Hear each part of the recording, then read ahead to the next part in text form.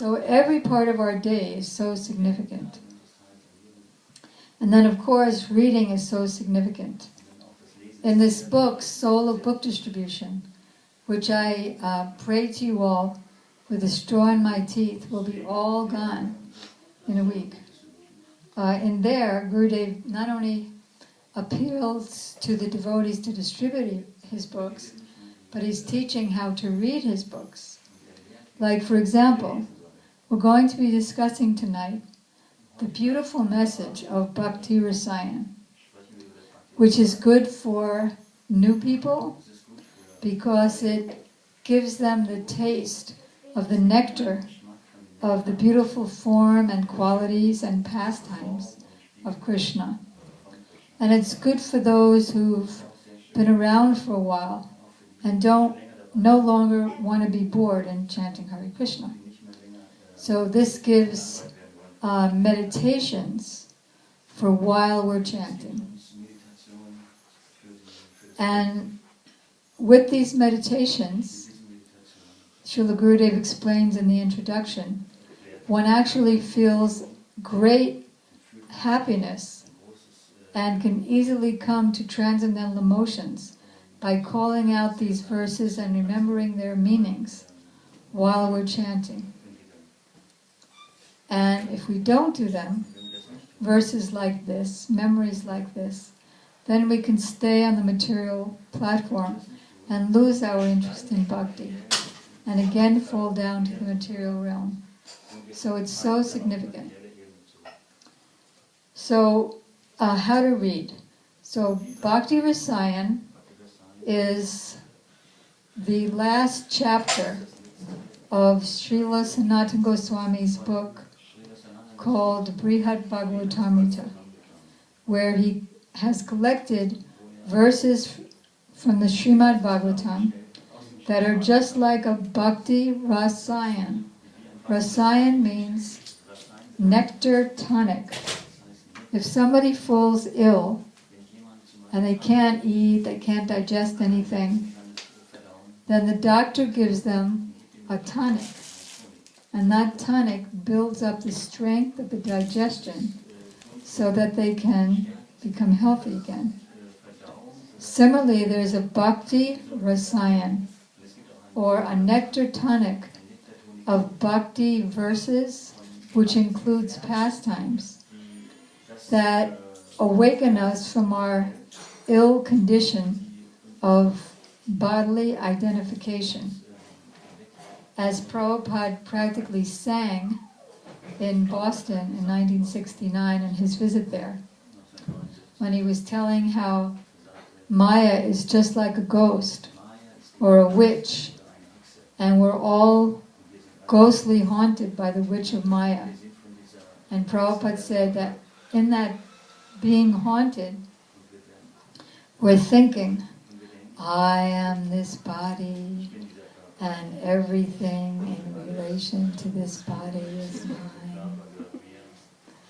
That haunted condition. So these verses and their meanings are like a tonic to bring us dead, ghostly people back to life. So because the book is coming from Srila Sanatana Goswami, we think, Gurudev said, how to read. We think, you are not a book. Oh Prabhu, you are not a book. You are Srila Gurudev himself, who's giving the purports. And you are Srila Sanatana Goswami, who collected the verses of Srimad Bhagavatam. You are Sukadeva Goswami himself, who originally spoke those verses. So I'm putting my head at your lotus feet. I'm putting my heart at your lotus feet. And I'm praying to you that you will please make me realize whatever I'm about to read.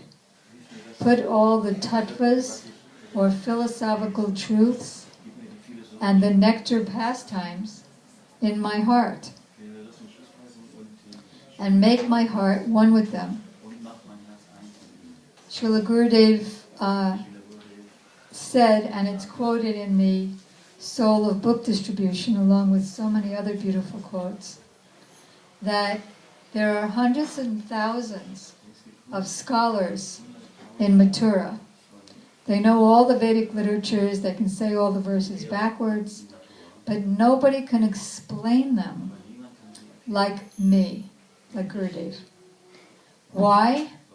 Because I read the books like that, like this. I always pray to the acharyas who wrote the books in their trance and wrote commentaries on the books. And therefore, I'm receiving their mercy. And that's why, there's no credit to me, but that's why even the big scholars, they all come to me to explain things. And they're overwhelmed by my explanations, saying, I've never heard such an explanation as this. And he said, if you don't read like this, then you'll have so much doubts, so many doubts in what you're reading, and you won't understand anything. So the first thing is how to read it. When Srila Gurudev was giving Gopi Geet darshans with the ISKCON GBCs back in the early 90s, he said, now we're beginning to read the Gopi Geet. So we should first pray to our Gurudev and his whole Guru Parampara, ultimately to Vyasadev and to Sukadeva Goswami, and also to especially our acharyas who have written the commentaries, which I'm Gurudev speaking from, like Viswanath Chakrabarti Thakur, Narottam Das Thakur, not Narottam, Srila Sanatana Goswami, Srila Jiva Goswami, Srila Sridhar Swami, and not only pray to them in their sadhak form, the form that wrote the commentary, but also to pray to them in their gopi form. And to meditate that I am hearing the Gopi Geet, I'm sitting in the assembly of Sukadeva Goswami speaking to Maharaj Pariksit. Or I meditate that I'm sitting in the assembly of the gopis who are seated on the bank of the Jamuna in Vrindavan and singing their Gopi Geet. When Srila Gurudev was giving Vilap Kusmanjali darshans to the ISKCON GBCs, also back in the early 90s, he told them, before we begin explaining this book, first we offer our obeisances to Srila Raghunath Das Goswami, and remembering him again in his sadhak form, his form as a male acharya who wrote the prayers, and also in his gopi form as the participant of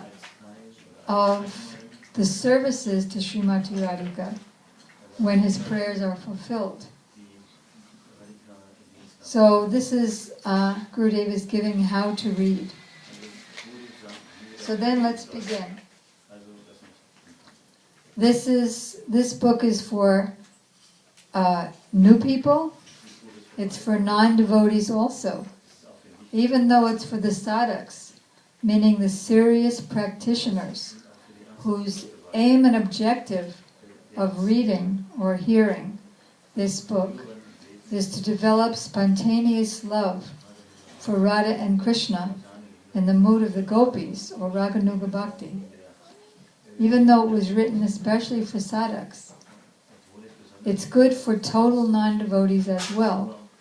I think you all may be familiar with our conversation with Srila Gurudev. Was that in Fiji? In Fiji, around 5-6 years ago. We were all with Srila Gurudev just before he was going to enter the gate at the airport. And we asked him, do you know about this conversation, by the way? You do? All for all? Yeah. We asked him that there seems to be a controversy in your Sangha Gurudev. So many devotees think that only way of love and secret truths, secrets of the undiscovered self are for new people, and books like Brahma Samhita and Bhajan Rahasya are for the developed devotee. So Gurudev said, no, all for all. And then Madhav Raj said, all books for all. And Gurudev said, all my books for all. And then I said, playing the devil's advocate, well, the devotees say that the books might as well be written in Chinese, because there are so many Sanskrit terms. Who's going to understand them? So Gurudev motioned his hands like this and said, no, all my books for all, whether they are Gnostic, meaning atheist, or Astic, religious. If the book simply goes into their hands, then my duty is done, because the books are themselves Krishna, so they'll get to the right places at the right time. It's our duty to get them all over the place so that they can easily be placed where they belong, like time bombs, like Prabhupada said about his books. So therefore the non-devotees as well, because of Srila Sanatana Goswami and Srila Gurudev's power, their love, their mercy, their being, puts Krishna and his pastimes actually there. So the person is associating. If somebody knows, this analogy was given by Prabhupada, very interesting analogy. If a scientist knows the component parts of fire and why it burns, and he puts his hand in it, it will burn him. And if a child doesn't know anything, like little Krishna Das, and he puts his hand in the fire will burn him as well. So similarly, even if somebody has no understanding at all of what they're reading, in fact, Prabhupada said, even if they don't even like what they're reading, even if they're arguing with what they're reading as they're reading, Prabhupada said, this is smaranam, one of the limbs of bhakti. They're already engaged in getting purified.